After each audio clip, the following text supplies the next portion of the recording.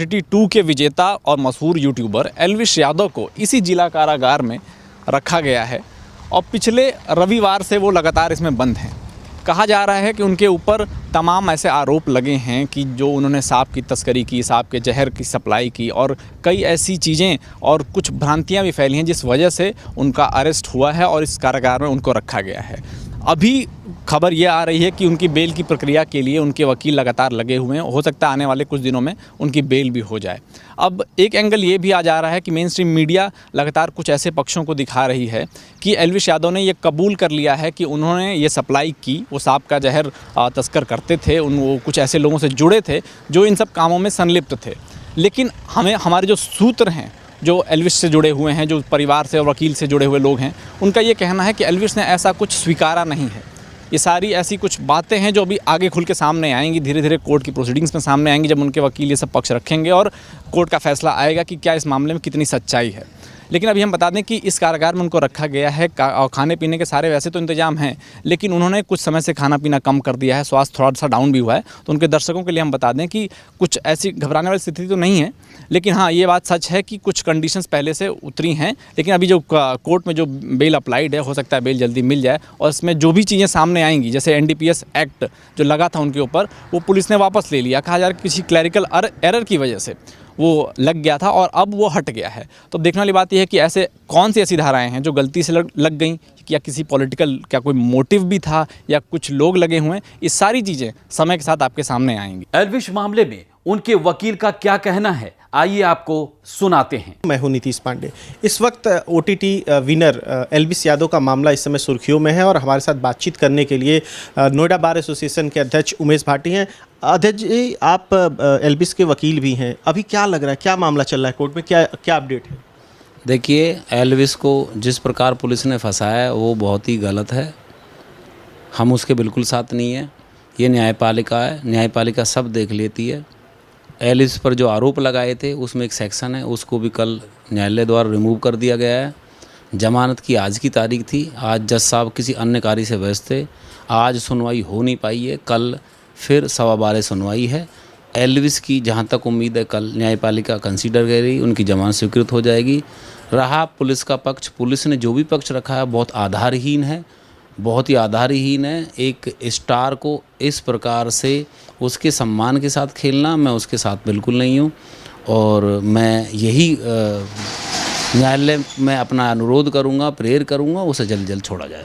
उमेश जी, ये भी सामने आ रहा है कि नोएडा पुलिस का कहना है कि NDPS एक्ट जो आप बता रहे थे हटा लिया गया है, उसको पीछे ये तर्क दिया गया कि वो क्लर्कियल मिस्टेक है, गलती से हो गया।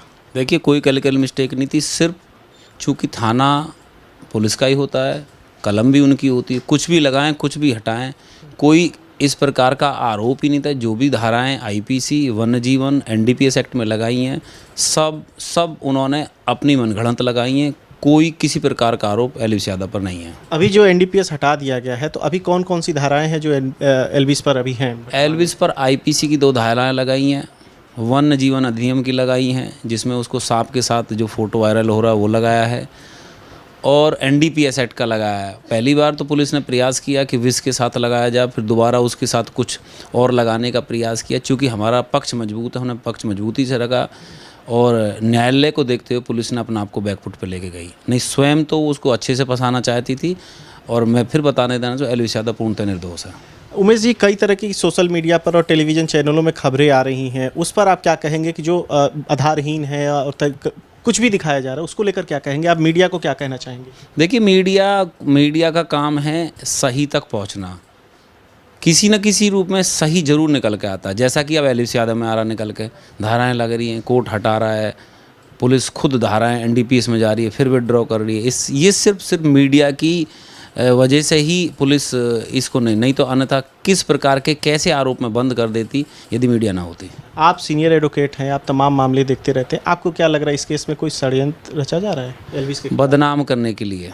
सिर्फ और सिर्फ एल्विश यादव, उसने बिग बॉस जीता है, वो एक स्टार है, उसके फॉलोअर्स बहुत ज़्यादा हैं, उसको बदनाम करने की साजिश है और उसके पीछे कोई नहीं है। एक मामला और आ रहा है, सूत्रों का कहना है कि जो FIR जिन्होंने दर्ज कराई है, जो 2 लोग हैं, उनके पीछे भी ये कहा जा रहा है कि वो लोग कई इस तरीके के सेलिब्रिटी के खिलाफ मुकदमे दर्ज कराते हैं, फिर बाद में मैनेज कर। इस पे आपको क्या क्या लगता है, ये सही मैं बात इसमें है? ज़्यादा नहीं कहना चाहूँगा, पर इतना कहना चाहूँगा जो सेलिब्रिटी होते हैं उसमें कुछ ना कुछ तो ये एक्सटॉर्शन के प्रयास माने जाते हैं।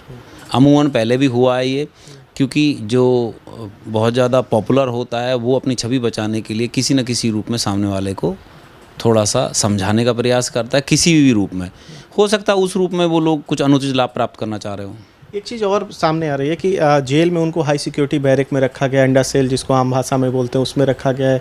कई तरह की ये भी खबरें आ रही। तो आपकी मुलाकात हुई थी, या अगर आप कल कोर्ट में जाते हैं सुनवाई के दौरान, अगर वेल नहीं मिलती है किन्हीं कारणों से, तो क्या आप कोर्ट से मांग करेंगे कि उनको सामान्य बैरक या कुछ अन्य सुविधाएं, चूँकि वो खुद एक स्टार हैं? देखिए, सबसे पहले तो कल बेल ही हो जाएगी इसमें, इससे अलग मैं कुछ भी कहना नहीं चाह रहा।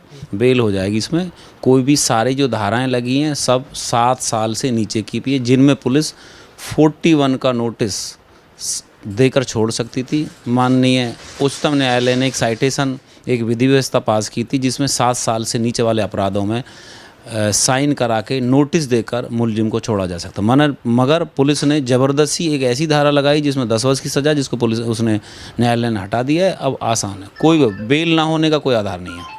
तो उमेश भाटी जो कि एल्विस यादव के जो एडवोकेट है, उनका साफ तौर से मानना है कि एल्विस यादव को फंसाया गया है, किसी षड्यंत्र के तहत फंसाया गया है, और इसमें नोएडा पुलिस की जो कारगुजारियां हैं वो भी सामने आ रही हैं। और इनका ये भी कहना है कि कल माननीय न्यायालय में एल्विस यादव की जमानत याचिका है, उस पर उनको बेल 100% मिल जाएगी।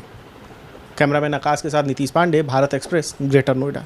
सुना आपने, यूट्यूबर और big boss winner Elvis Yadav के वकील का कहना है कि वो निर्दोष है।